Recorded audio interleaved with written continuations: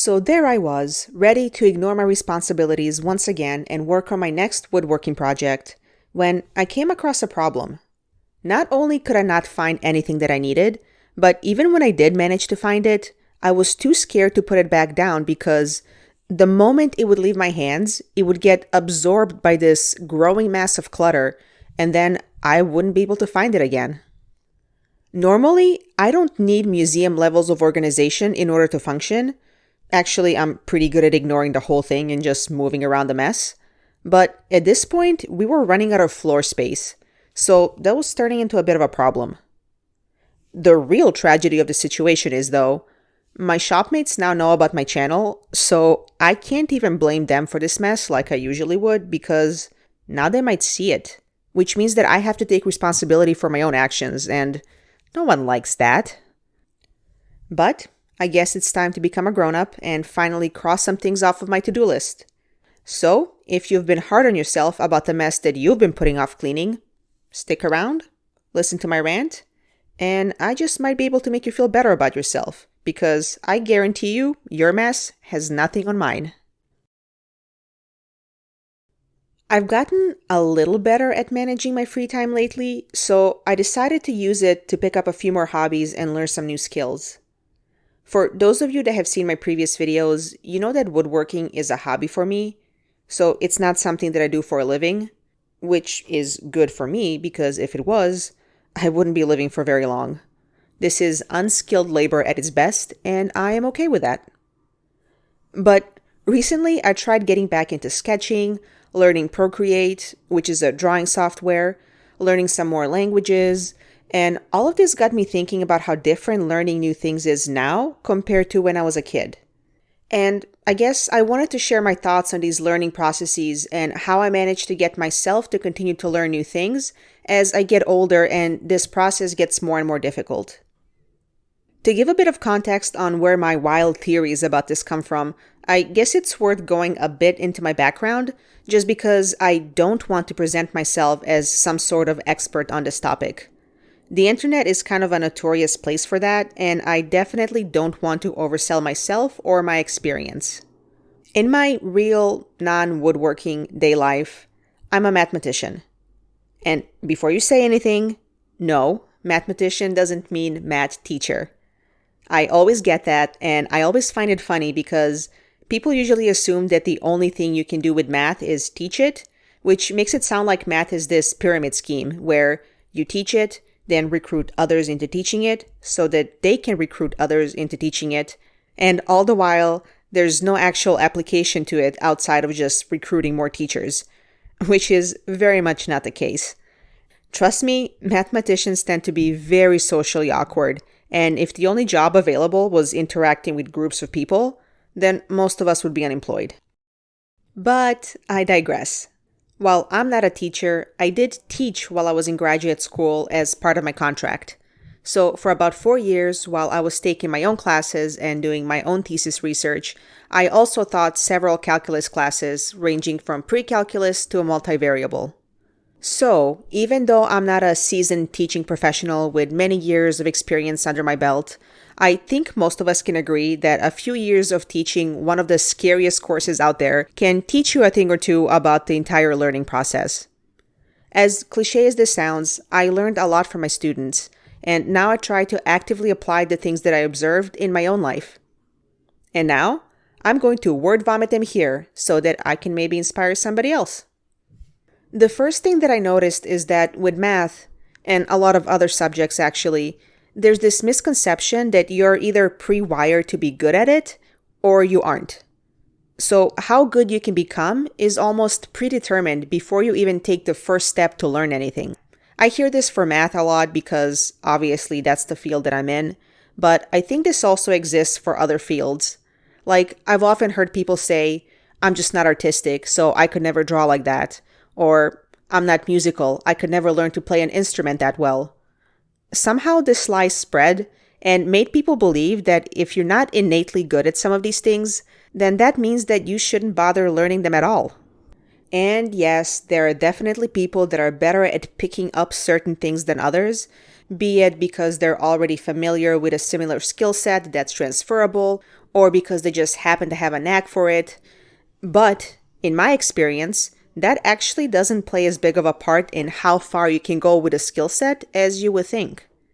I learned this after I saw multiple artists take my class, absolutely convinced that they are going to fail because they don't think their brain can understand math. And then by the end of the semester, they would give the engineering students a run for their money.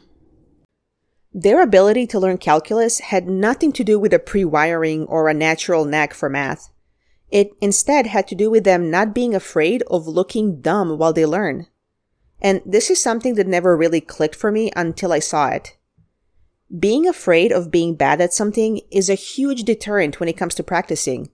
And I'm not just talking about practicing in front of other people.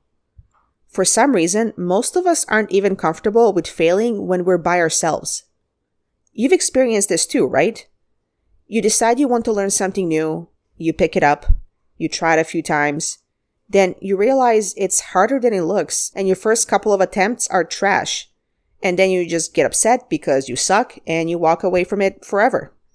The students that started off behind everybody else, and when I say behind, I mean behind, they caught up because they didn't care if they looked dumb.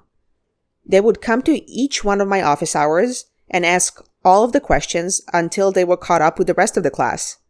And then, when they fell behind during class, they asked questions there too and didn't care if other students taught any less of them. And the ones who did this had exponential progress. And that's the first thing that I slowly started integrating in my own learning process to help me along. Because I was definitely one of those people that would get frustrated at myself when I couldn't figure something out after our first few tries. I actually try really hard to make that one of my focal points for my channel. That I'm not making videos to share how good I am at making things, but rather I'm making videos about the entire process of me figuring out an approach, executing it, hating the finished product that I made, and then continuing to work on it until I hate it a little less. And slowly, by letting it be okay to make these mistakes, I'm hoping to notice marginal improvements with each thing that I build. So that's my first tip. If there is something that you've been wanting to learn but are intimidated because you're worried that you're going to be bad at it, then I am here to assure you that you will, at least for the first couple of times. Maybe even a couple more after that. Maybe even for the first year. But so what? You can't only allow yourself to learn things that you are already good at. That doesn't make sense. Be bad at things. Let yourself feel dumb. It's the only way to actually become smart. And if you ever start feeling bad about feeling dumb, then remember that I almost had my finger ripped off by the mildest power tool that I own, and then complained about it online. That way, you will know that you are at least smarter than one person. So we can all agree now that feeling dumb is great. We love it. But there's another step. It's kind of like AA. It's not enough to admit you have a problem. You have to actually do something with that information in order to get results. That's where another thing that I noticed comes in. The students that improved the most are the ones who didn't mind wrestling with the problems on their own until they figured them out. They didn't just want me to show them the solutions. And this is obviously super key because I did have many students who didn't mind asking questions during class and showed up to all of my office hours. But unlike the ones who succeeded, this group didn't spend the time solving the problems on their own. If the problem was too hard, they would just rather me show them how to do it. With math, like with woodworking, like with art, like with everything else, you have to roll up your sleeves and get your hands dirty. How well you learn something is directly correlated with how much time you spend practicing it. This is why nowadays I do my best to enjoy the process of whatever it is that I'm working on, because if I can figure out how to love the journey, then I'll do it more often and I'll arrive to my destination faster. I really wanted to talk about this because I think a lot of us tend to preemptively reject something that we might otherwise enjoy just because we're afraid of failing at it at the beginning. I especially hear older people say how they are too old to learn new things, and again, I'm no expert, but I've also had students who were near retirement age who then decided to go back to school. And it was actually very interesting because When I talked to one of them, he told me he did notice he wasn't as sharp as he used to be, and it took him way longer to understand things compared to his peers. But what he lost in that quickness, he made up for in patience. And he was so right. The students that were older, like above 45, they had such a surgical approach to problems. The younger students pick up the full concepts faster, but the older ones understood the fine details so much better because of the time they spent looking at everything. They weren't at all at a disadvantage. And I really want that to be a takeaway here. You can make anything an advantage. You just have to use it differently. While you're listening to me talk about this, you're probably thinking that nothing I mentioned here is novel. If anything, this entire video is just a long way to say two very cliche lines. 1, don't be afraid to ask questions. And 2, practice makes perfect. But that's the thing about cliches. They only sound like dumb sayings until you get to the other side of them. And then suddenly they make sense. So I encourage you to go out there and find something you're interested in that you absolutely suck at. I mean, take me for example. Had I not let myself be bad at woodworking when I first started, I never would have gotten to this point where I was able to just whip up a handy shelf for my woodshop. Crap. This was a really bad shelf. Oh well, guess I'll have to keep being stupid for a little while longer. Good thing I don't care.